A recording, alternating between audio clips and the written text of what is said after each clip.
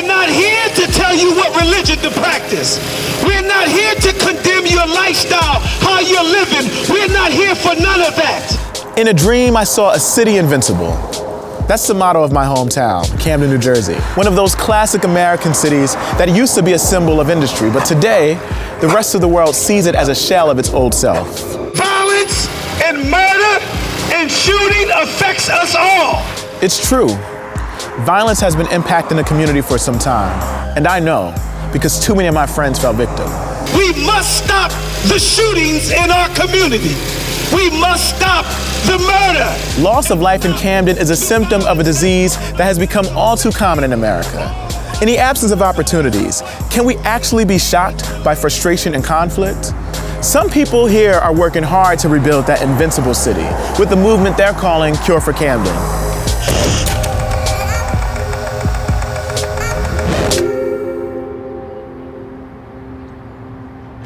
It's good for the community. What channel is going to be on?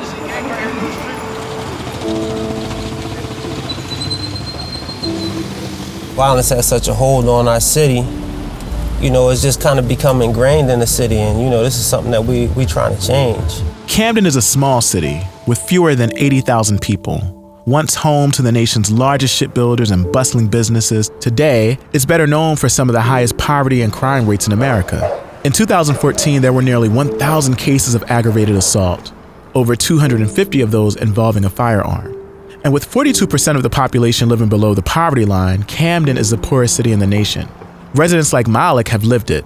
What makes them so effective at turning kids away from fighting or crime is the fact that they once took part in it. They know, you know, my good, they know my, you know, my past, my bad. So, you know, when I'm coming to them, I'm coming to them with, you know, a message that they can relate to, and they know that it's real. Like, I'm not just shooting smoke. Trust and credibility are the foundation of Cure for Camden. It's a community program funded by the city and the Department of Justice that treats violence like a disease. And its messengers always know something of what it's like to confront social ills.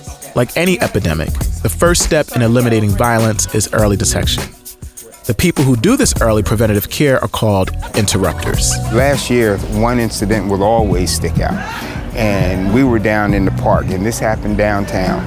Individual got murdered. He walked up on a situation where some younger guys were, and he started having a conversation, and he got shot in the face. Some of the members of our team knew them intimately. They grew up in the streets with them. They had good relationships with some of the family members, and actually was able to interrupt an incident that was planned to take place. Charles spends most of his evenings walking around Camden spreading their message. Sometimes planned, sometimes spontaneous, these conversations have the potential to be transformative. Usually, when people get shot or hurt, the concern is, even from some of the family members, who did it? Sure. And they never ask why or anything like that. Who did it? And it's not to go see the policeman or anything about trying to fix that. And so a lot of times young men try to take that into their own hands, and then the problem get worse. Acknowledging someone's heartache is make or break. It's the line between perpetuating indifference and the start of new social norms. Once at-risk individuals are found, Cure for Camden pairs them with outreach workers who sets them on a new path. And that's where Malik comes in. This is where my house used to be. I used to live right here. That gray house that's right there where the stop sign is at? Oh yeah, this is my neighborhood. I lived here when I was at Camden High and Morgan Village. My kid's uncle lived right there on that street next to the store. Like, that store is still there? Yeah, that store's still there. They still out here doing what they do. We meeting people where they at. We understand that it's hard out here in these streets, so you gotta do what you gotta do, you know what I mean? But what about if you wanna change? If you wanna change, get with me. Because people often talk about violence prevention as just like, you know, put down the guns or stop the violence. Well, once people stop, they need something to do. Right. We trying to provide them with everything: food, clothing, shelter, you know, education, counseling, whatever it is that they need, you know, but they use us as that medium to be able to get in there and get to them. You know, I might need a check from one of these colleges. I'm dropping so many guys off over there, you know, they getting these educations, like, and these is like people that you would call, you know, convicted felons. You know, I like to call them returning citizens. you know, because they coming back to the same thing that they left out to. What makes Cure for Camden so exceptional is their desire to literally walk the walk. They do outreach work in the same communities they've grown up in, and they intervene in violence on the very streets they've roamed. Stop the violence! Stop the violence! Voice needs to be heard! Stop the black on black crime! Roscoe Carter is 23 years old, and he has a lot on his plate. He's raising a 2-year-old daughter, working, and preparing for his next semester of college. A few years ago, things were different.